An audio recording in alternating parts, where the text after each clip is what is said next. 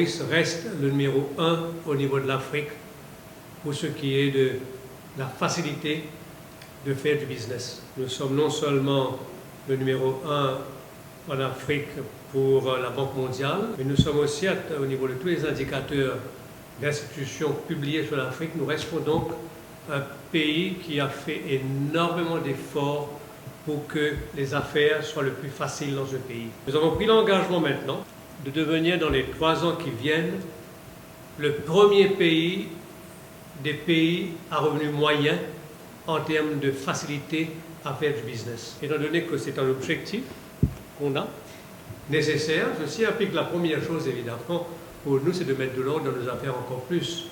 Nous allons évidemment de plus en plus informatiser au maximum le système, faire de sorte que les décisions soient prises de façon objective par des applications sur Internet et qui soient approuvées presque automatiquement après un certain délai. Nous sommes maintenant donc bien engagés sur ce processus de la transparence à tous les niveaux. L'AFD doit se réinventer afin de trouver des modalités de financement qui ne nécessitent pas la garantie de l'État. J'ai un problème très simple. L'ancien gouvernement nous a hypothéqués totalement.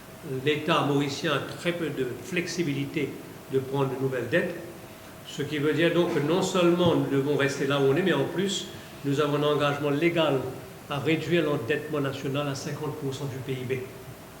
On n'est pas proche de ça.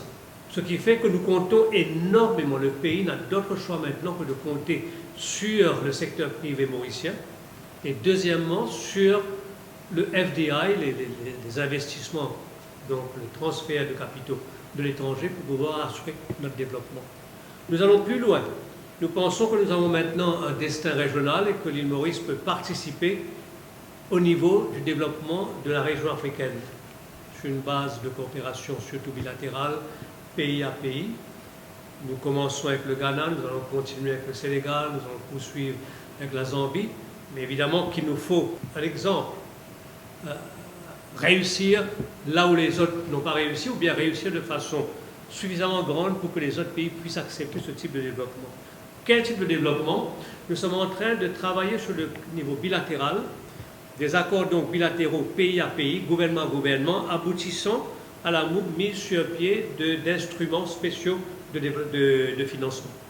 Et ces instruments spéciaux sont contrôlés par les 2 pays. Dans le cas de Ghana, c'est 60% Maurice, 40% le Ghana, avec l'obligation évidemment que le tout soit transféré à l'État ghanéen dans 25, 30, 40 ans. Nous avons déjà finalisé avec le Dubaï il y a 1 semaine, j'y étais il y a 2 semaines.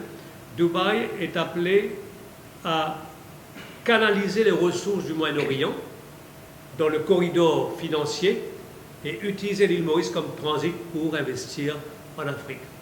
Nous faisons la même chose, on développe actuellement un corridor de financement Singapour pour le sud-est asiatique, investissant à travers l'île Maurice en Afrique.